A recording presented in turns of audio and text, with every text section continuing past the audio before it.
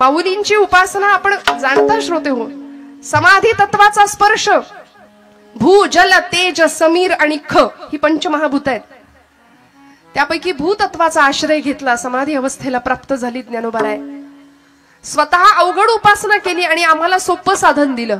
हरिमुखे म्हणा, हरिमुखे म्हणा, पुण्याची गणना कोड करी. बस म्हणले हरी, एवढं क्वालिफिकेशन पुरेसं आहे भगवंताच्या जवळ जायला, परमेश्वराची कृपा प्राप्त करून घ्यायला. पण आम्हाला तेही काहीतरी अवघड वाटतं, त्याच्यासाठी आमच्याकडे अजिबात वेळ नसतो. अहो, कीर्तनाला यायचं म्हटलं तरी बघू जमलं तर, मूड आला तर उठलेलं बसवत नाही, बसलेलं उठवत नाही, अशी अवस्था होते की नाही. त्यामुळे इथे जीवनाचं सर्वांगीण कल्याण अध्यात्माच्या माध्यमातून होणार आहे ही ज्यांना खात्री आहे ती मंडळी इथे येत आहेत. आमच्या जीवनाचं सर्वतोपरी कल्याण करण्याचं हे साधन आहे आम्हाला जे संतांनी दिलंय. मी म्हटलं सगळी आमची भूक आहे ती फक्त सुखासाठी आहे, आनंदासाठी आहे. आणि हा आनंद, हे सुख चिरंतन शाश्वत कसं प्राप्त होईल, स्वतःचा शोध कसा लागेल. आज आम्हाला प्रश्न पडतो, हु आय एम, मी कोण आहे, what is the mission of my life. माझ्या जन्माला येण्याचं ध्येय काय आहे, मी का जन्माला आलोय, निमित्त कारण काय, उपादान कारण काय, कोहम कथमिदम जातम को वै करतास्य विद्यते उपादानम किमस्तिह विचार सोयमिदृशः. आचार्य म्हणाले मी कोण आहे, मी कुठून आलो, मला कुठं जायचंय, हे प्रश्न पडले पाहिजेत. वास्तविक आपल्याला पडत नाहीत. आला आला प्राणी जन्मासी आला, पंत साहित्यामध्ये वामन पंडितांचं एक सुंदर काव्य आहे. झाला झाला झाला वाढला थोर झाला, केला केला व्यापही सर्व केला, आणि गेला गेला बापुडा व्यर्थ गेला. पहिला पै गाठी मारून सगळा पैसा सेव्हिंगला गेला, काहींनी स्वीज मध्ये नेऊन ठेवला. उष्ट्या हातानं, जुनी म्हण आहे, कावळा सुद्धा कधी हकलला नाही.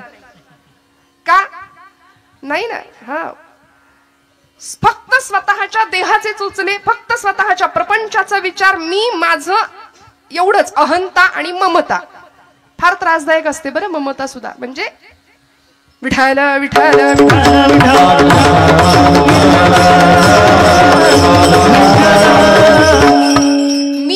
मी माझं यामध्ये आम्ही गुंतून गेलो, आणि यातून बाहेर पडणं फार महत्वाचं असतं.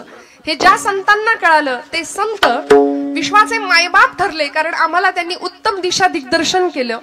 आणि खऱ्या अर्थी ज्यांच्या चरणावर जाऊन जीवनाचं सर्वतोपरी कल्याण करावं असे एकमेव जर कुणी असतील तर ते संत आहेत. म्हणून तुकोबाराय आजच्या अभंगाच्या प्रथम चरणात आम्हाला सांगतात, संताचे पायी हा माझा विश्वास, संताचे पायी हा माझा विश्वास,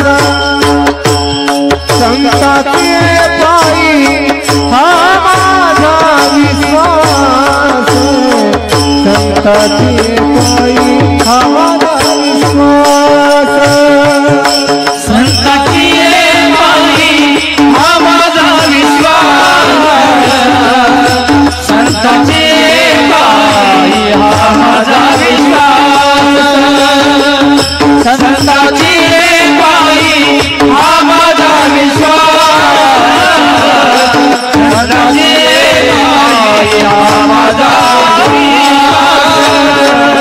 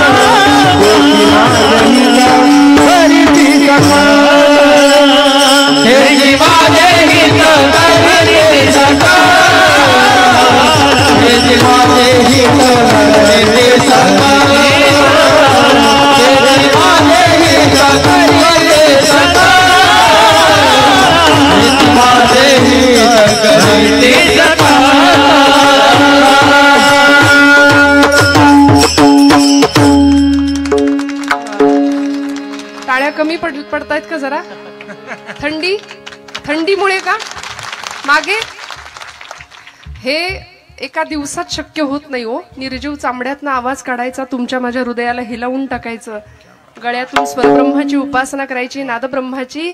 आणि कीर्तनामध्ये तेव्हाच रंगदेवता येते. स्वरब्रह्म, नादब्रह्म आणि शब्दब्रह्म एकत्र येतं, तेव्हा साक्षात परब्रह्म साकार होतं.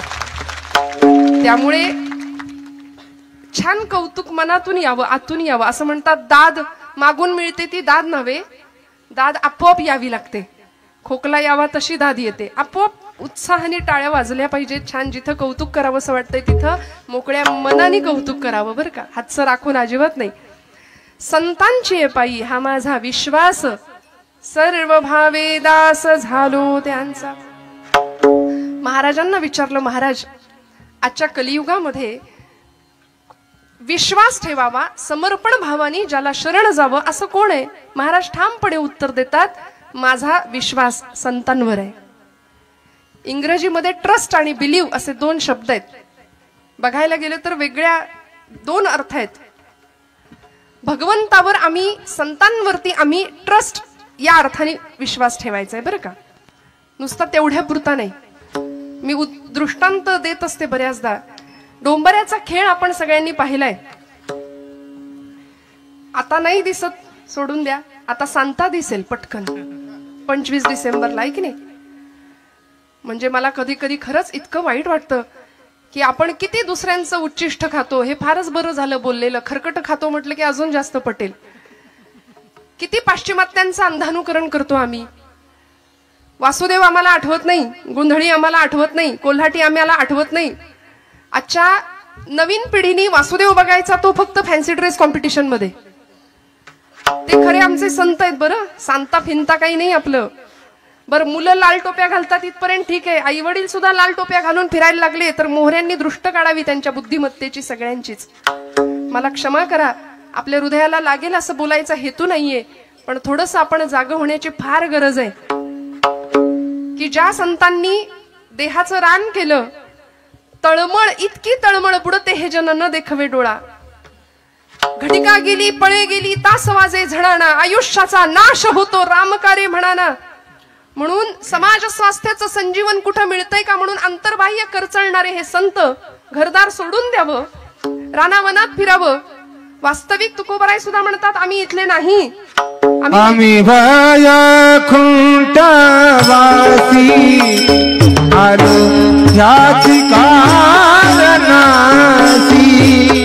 बोल रे रोसी साच भावे वर्ताया. आम्ही वैकुंठवासी आलो ह्याची कारणासी. बोलिले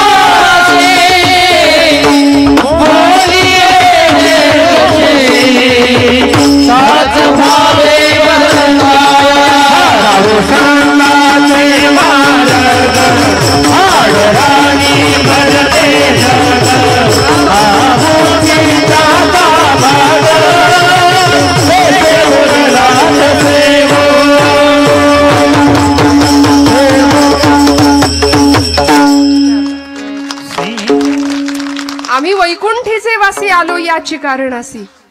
खरं तर हरिपाठामध्ये ज्ञानोबा म्हणतात, मागील या जन्मामुक्त झालो तरी सुद्धा आम्ही इथे आलो. का हो? अंतःकरण तळमळलं. साध्या सोप्या शब्दामध्ये संतांना उत्तम पथप्रदर्शन करावं ही जाणीव होती.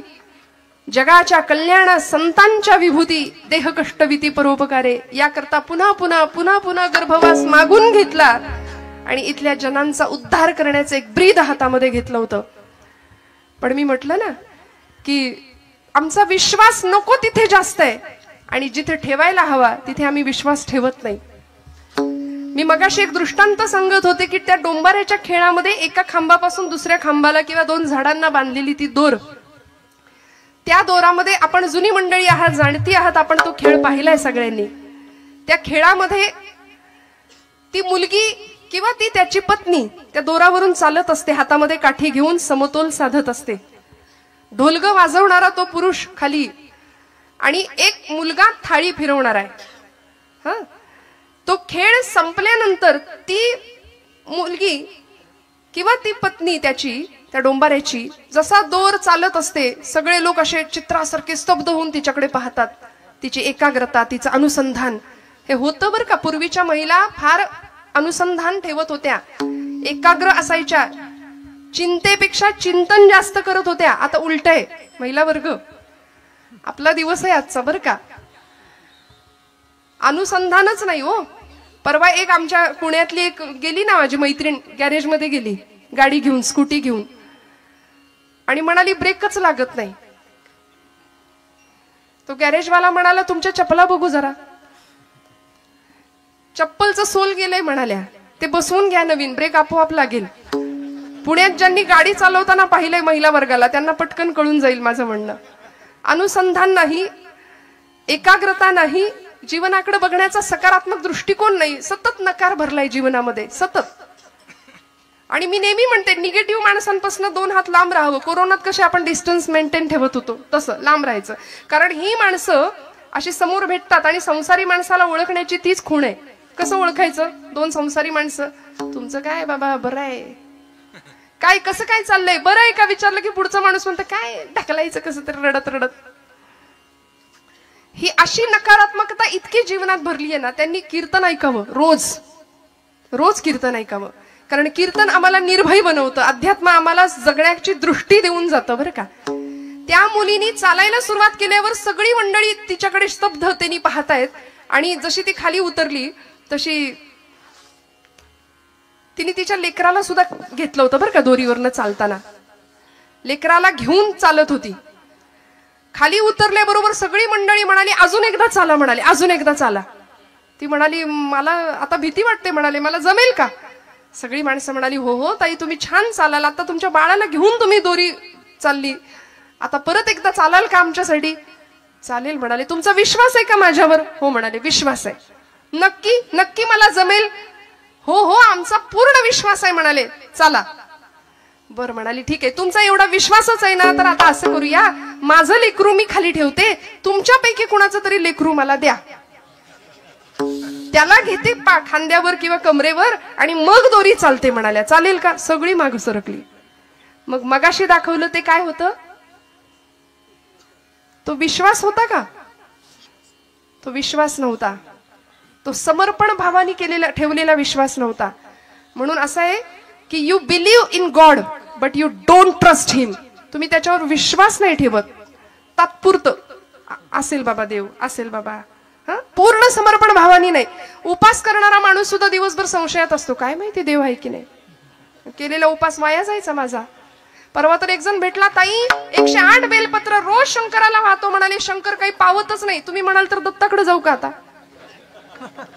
विश्वास नाही, प्रपंचामध्ये विश्वास नाही, जीवनामध्ये विश्वास नाही. तुकोबाराय संतांवर विश्वास ठेवायला सांगतात. इथं माणसातल्या माणसावर आमचा विश्वास नाही, दगडातल्या आणि पाषाणातल्या भगवंतावर आम्ही कधी विश्वास ठेवणार?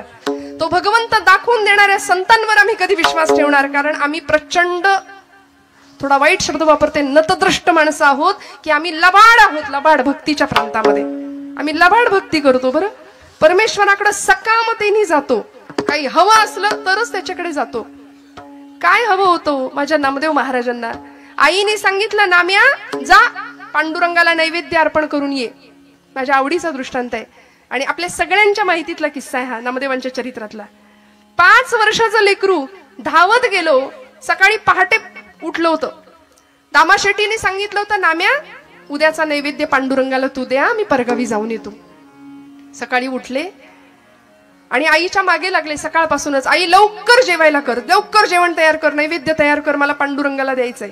आई म्हणली, नाम्या कार्ट्या देव काही उठल्या उठल्या जेवायला बसणार आहे, अरे थांब जरा उजाड उतर दे. आणि मस्त नैवेद्याचं ताट तयार करून दिलं, केळीचं पान वरती झाकलं आणि नेलं राऊळामध्ये नामदेवांनी. दुडू दुडू दुडू दुडू धावत. 5 वर्षाचं लेकरू. आठवा काय, 5 वर्षाची आमच्या घरातली लेकरं आठवा, वरातीत मात्र नाचायला पुढे असतील. आता माझी सटकली, अजून काय काय काय काय सगळं त्यांच्या मुखात पटपट पाठ होऊन जाईल. अथर्वशीर्ष रामरक्षाऐवजी भगवद्गीतेऐवजी सगळं पाठ होईल. का हो? कारण आमचा विश्वास नाही आमच्या तत्वज्ञानावर, आमच्या संत वाङ्मयावरती, आमच्या धर्मभावनेवर. परवा अमेरिकेमध्ये टेक्सास नावाच्या शहरामध्ये, अलीकडची गोष्ट आहे बरं, 10,000 विद्यार्थ्यांनी, तिथल्या शाळेतल्या 10,000 मुलांनी एकत्र गीता पठणाचा अभ्यास केला, एकत्र गीता पठण केलं होतं. या टाळ्या तुम्ही वाजवताय अमेरिकेतल्या पोरांसाठी, या टाळ्या आपल्या पोरांसाठी वाजल्या पाहिजेत. एकत्र गीता पठण 10,000 मुलं, त्यांना म्हणता सुद्धा येत नाही, ते हरे राम हरे कृष्ण असं म्हणतात. आणि आमची मुलं, आम्हाला का नाही वाटत संध्याकाळ झाली की दिवे लागणीला बसलीच पाहिजेत कार्टी देवापुढे, आईनी जवळ घेऊन बसलंच पाहिजे, पाठे पर्वचे शिकवलेच पाहिजे. नाही काही आलं, हरिमुखे म्हणा हरिमुखे म्हणा, पुण्याची गणना कोण करी. सोपं, किती सोपं सांगितलंय हो. मी नेहमी म्हणते, माता भगिनींनी रोज स्वयंपाक करताना हे सगळं म्हटलं पाहिजे विश्वासाने.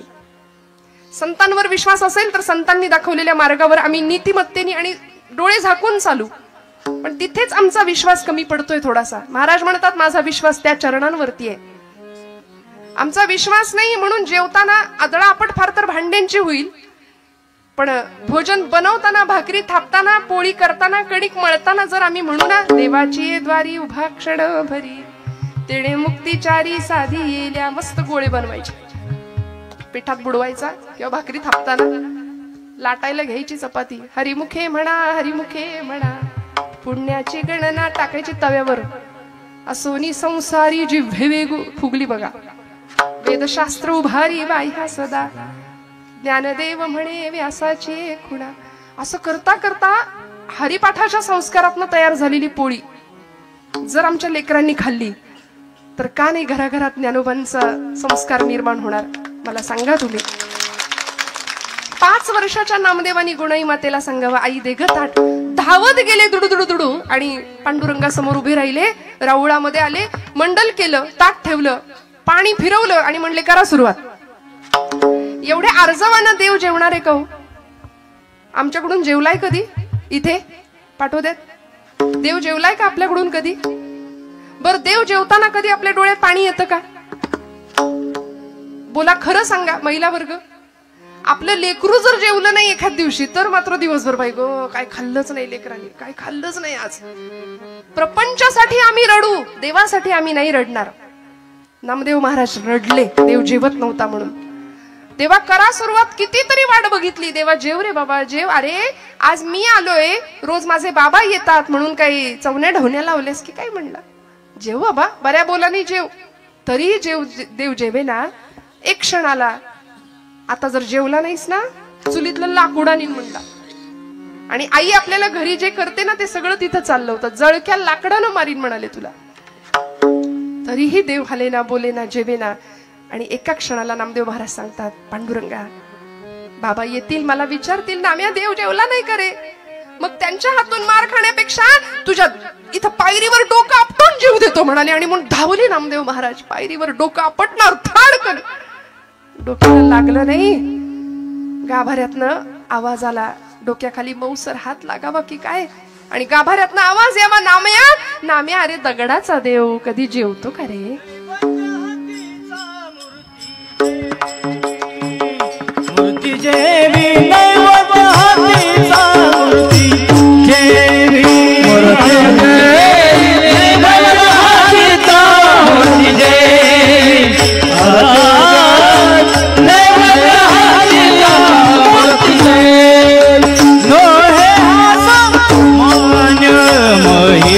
संतांचा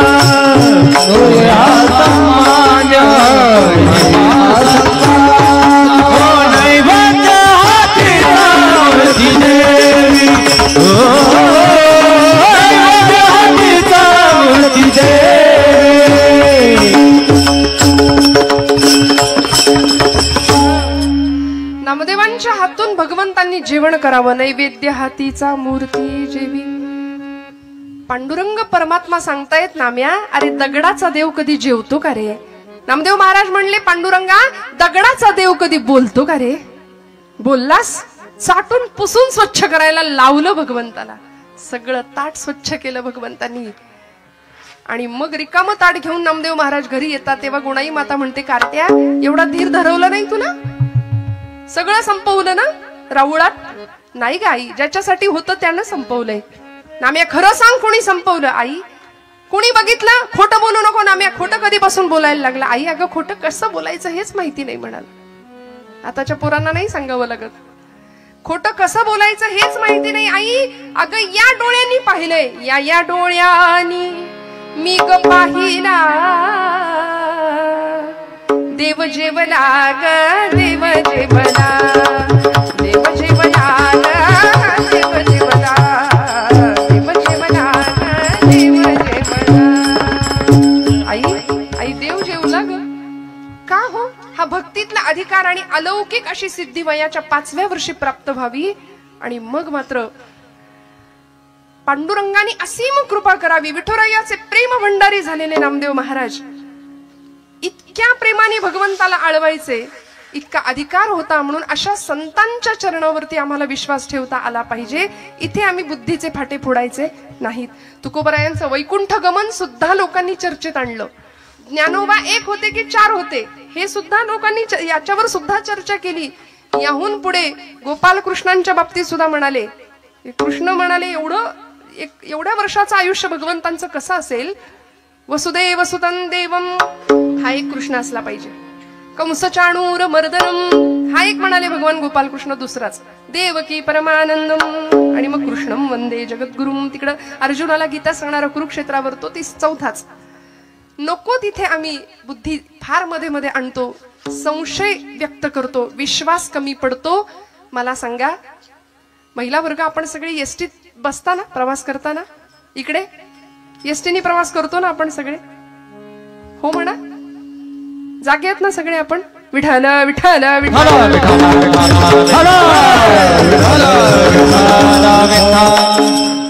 सध्या एसटी आपलीच आहे की नाही मग एसटीत बसल्यानंतर कुठे बसता तुम्ही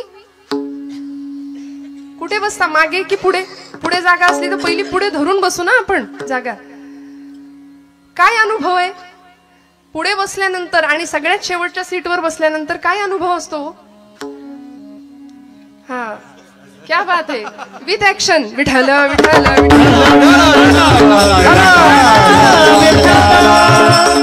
हे सगळं पाहिजे श्रोत्यांना खरं सांगू का 7 ते 9 म्हणजे 7 ते 9 किंवा 7 ते 10 ही वेळ आमची झी मराठीची आहे की नाही महिला वर्ग पटलं तर काय ते बघा आई कुठे काय करते प्रेमाची गोष्ट या सगळं आम्ही त्याग करून आम्ही इथे बसतोय मग बॅकग्राऊंड हे ते सगळं कीर्तनात रंग असला पाहिजे असो मला सांगायचं एवढं की आपण एसटी मध्ये जर पुढे बसलो तर धक्के दणके जरा कमी आहेत मागे बसलो तर तुलनेने जास्त आहेत मग एसटीच्या ड्रायव्हर पासून आपण जेवढे जवळ तेवढे धक्के दणके कमी आणि त्याच्यापासून जितकं लांब तेवढी सगळी आदळआपट आहे प्रपंचामध्ये जीवन जगत असताना जगाचा चालक म्हणतो आपण त्याला अनंत कोटी ब्रह्मांड नायक तो ड्रायव्हर आहे स्टेरिंग त्याच्या हातात आहे त्यामुळे त्याच्यापासून आपण जितके जवळ तेवढी आदळआपट कमी राहील लक्षात ठेवा आणि त्याच्यापासून आपण जितके लांब तेवढी सगळी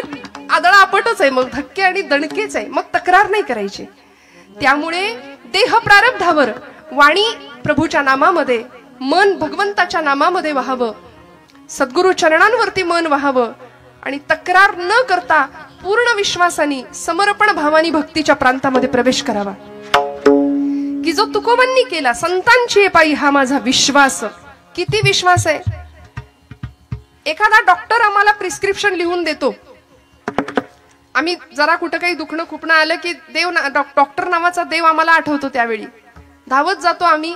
4-5 दिवसाचा जो काही कोर्स असेल तो आम्ही घेऊन येतो. ते मेडिकल मधनं गोळ्या, औषधांच्या बाटल्या, गोळ्या आणतो आणि ते सगळं आणून देवापुढे ठेवतो.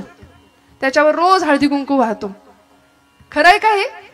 बरोबर नाही ना असं करत. आम्ही ते औषधं घेतो प्रामाणिकपणे, श्रद्धेने, विश्वासाने. का? एक भावना असते की गुण येणार आहे. मग डॉक्टरच्या प्रिस्क्रिप्शनवर एवढा विश्वास आहे तर संतांचं वाङ्मय का गुंडाळून ठेवायचं? तो ब्रह्मरस आहे. ते औषध असं तसं नाहीये. ब्रह्मरस घेई काढा म्हटलंय. भवरोग नष्ट होईल, सगळ्या पीडा नष्ट होतील असं ते दुर्लभातलं दुर्लभ औषध संतांनी दिलंय. ज्ञानोबांना भेटायचं असेल, जवळून पाहायचं असेल तर ज्ञानेश्वरी उघडूया, तुकोबांची गाथा उघडूया. ते सगळं मात्र आम्ही गुंडाळून ठेवून दिले. रोज न चुकता हळदी कुंकू मात्र वाहतो. अशी अवस्था आहे. का? विश्वास कमी पडतो. एखाद्याने विषाची बाटली अशी समोर आणून ठेवली आणि म्हणलं हे विष आहे बरं, हे जर प्यायलं तर माणूस मरतो, असं जर समोरचा माणूस म्हणाला तर आपण म्हणतो का बघू बरं 2 थेंब? मला कुठं माहितीये, मी पिऊन बघतो. नाही ना, आम्ही विश्वास ठेवतो. याही पुढे जाऊन सांगते, एखादा अंतराळवीर अंतराळात जातो. आता आपली चांद्रयान मोहीम, आदित्य एल, एवढा सगळा भारत आणि ललामभूत विश्व गुरुपदावर विराजमान झालेला आमचा भारत देश. अंतराळवीर गेले चंद्रावरती, सांगितलं अमुक ठिकाणी अमुक आहे, तमुक ठिकाणी तमुक आहे, खड्डे आहेत, पाणी आहे. आम्ही विश्वास ठेवला. आम्ही कुठं म्हणालो आम्ही कुठं गेलोय चंद्रावर? विश्वास ठेवला. मग एखाद्या शास्त्रज्ञावर आम्ही विश्वास ठेवतो, एखाद्या अंतराळवीरावर आम्ही विश्वास ठेवतो, एखाद्या डॉक्टरवर आम्ही विश्वास ठेवतो. एवढंच काय, विषावर सुद्धा विश्वास ठेवतो. तर अमृतासारखं संजीवन तुम्हाला मला देणाऱ्या संतांवर आम्ही विश्वास का नाही ठेवत? तुकोबांनी तो विश्वास ठेवला आणि नुसता ठेवला नाही, सर्व भावे दास झालो त्यांचा, सर्वांगानी दास्यत्व स्वीकारलं, समर्पण भावानी. आम्ही काय म्हणतो माहितीये? मीराबाईंनी म्हणावं, मेरे मेरे तो गिरिधर गोपाल दूसरा न कोई. असं मीराबाई म्हणतात, मेरे तो गिरिधर गोपाल दुसरा न कोई. आम्ही म्हणतो हाही माझा, तोही माझा, तूही माझा, तसा देवा तूही माझा. हे धाडस फक्त मीराबाईंनी करावं. का? आमचा विश्वास कमी आहे. दास्यत्व पत्करावं. दास ही अवस्था आहे, दास ही पदवी नाही. सर्व भावे दास झालो त्यांचा. ज्ञानेंद्रिय, कर्मेंद्रिय, मन आणि बुद्धी सगळं समर्पण करावं, संतांच्या पायावरती व्हावं. तुमच्या माझ्या जीवनाचं कल्याण होणार हे निश्चित आहे. का मी विश्वास ठेवला संतांवर? तुकोबाराय सांगतात अभंगाच्या 2ऱ्या चरणात, तेची माझे हित